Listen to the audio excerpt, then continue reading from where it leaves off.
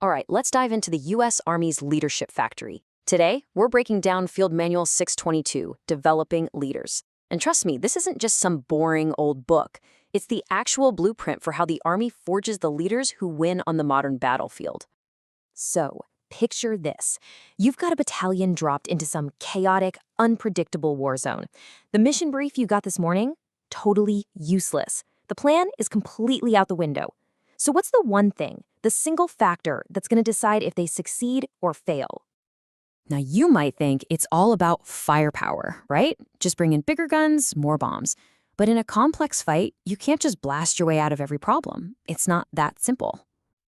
Okay, well, what about technology? The latest drones, the fancy sensors, all that high-tech gear. I mean, that stuff is absolutely critical for sure. But it's not the ultimate key to victory. Nope, it's leadership. It's that squad leader who has to make a life-or-death call in a split second. It's that platoon leader who has to scrap the old plan and come up with a new one on the fly. That right there, that is the Army's true, unmatched, asymmetric advantage. And here's the thing. The Army doesn't just cross its fingers and hope for good leaders to show up. No way. They built an entire system to create them, and it's all laid out right here in Field Manual 6-22, Developing Leaders. At the very heart of this document is a really powerful core belief. Leaders aren't just born with it. They are systematically, deliberately, and purposefully made. The Army is incredibly precise about what this means. Leader development is deliberate. It's done on purpose. It's continuous. It literally never stops. And it's progressive. It builds on itself from the day you enlist all the way up to general. This is a career-long journey. And look, this manual isn't just high-minded theory. It's a super practical guide that answers the toughest questions the force faces. It creates a common playbook for everyone, so we all know what a great leader looks like and, more importantly, how to actually build one. All right, so if you're going to build leaders, you got to have a blueprint, right?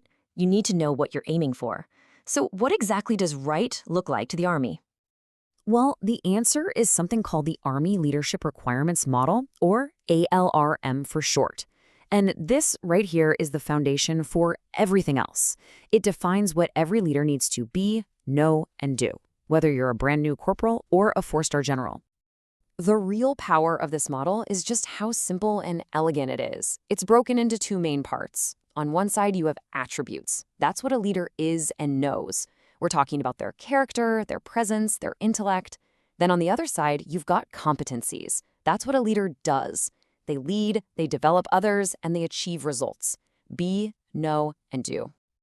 Now, that model sounds great, but you're probably asking, how does this actually translate to the real world? Okay, good question. Let's zoom in on just one tiny piece of the puzzle: building trust. This is where the manual gets so incredibly useful. It doesn't just say build trust. It gives you clear, observable behaviors. What does good look like? A leader who follows through on their promises. What does it not look like? A leader who blames others for their own mistakes. See? It's simple, it's direct, and best of all, you can actually coach someone on this stuff. So we have the blueprint, that's the what. Now let's go behind the scenes and look at the factory floor, the how. How does the Army actually do the hard work of forging these leaders every single day? The whole system is built on these 5 big ideas, or tenets. And this is not about random training events. We're talking about total commitment, from the top of the Army all the way down to the individual soldier. It requires a real plan, a culture where it's okay to try something and fail, and at the very center of it all is candid, consistent feedback. Day to day, this all comes to life through a 4-part cycle. First, a leader sets the right conditions by building trust. Then, they provide specific, constructive feedback. Next, they coach and mentor that subordinate to actually learn from it. And then, and this is key, they create new, challenging opportunities to put that new learning to the test. It's a constant, never-ending loop of growth. To make sure that feedback is actually effective, the manual provides practical tools like the SOAR model.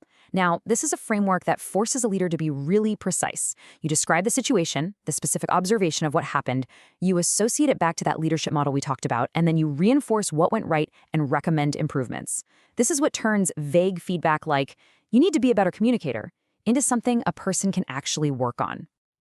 Okay, so we've seen the what and we've seen the how. But now let's zoom all the way out to the big picture. Why? Why does the U.S. Army pour so much time, energy, and, well, paper into all of this? Because this isn't just about winning battles. The doctrine frames this in the most serious terms you can imagine.